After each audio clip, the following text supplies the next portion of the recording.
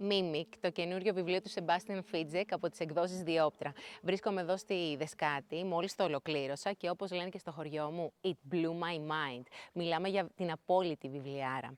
Η Χάνα Χέρμπστ είναι ειδικό στην αντιστοίχηση εκφράσεων προσώπου και έχει δουλέψει πάρα πολλές φορές για την αστυνομία. Έχει συμβάλει στο να συλληφθούν τρομεροί κακοποιοί.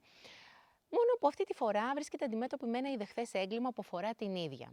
Πάσχει από αμνησία, υποβάλλεται σε μία εγχείρηση και όταν ξυπνά μαθαίνει ότι ολόκληρη η οικογένειά της, πλην του γιού της Πάουλ, έχει δολοφονηθεί.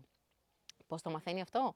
Βλέπει στο διαδίκτυο ένα βίντεο με την ομολογία της, το οποίο έχει φτάσει στις 56 εκατομμύρια προβολές και την ίδια να παραδέχεται ότι έχει διαπράξει το έγκλημα.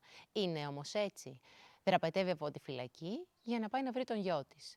Προσπαθεί να τον σκοτώσει, να ολοκληρώσει το έγκλημα που άφησε στη μέση, να τον σώσει, είναι πράγματι η ίδια η δολοφόνος. Δεν θα πω περισσότερα, γενικότερα ο Φίτζεκ μπαίνει στο μυαλό σου και το αναστατώνει.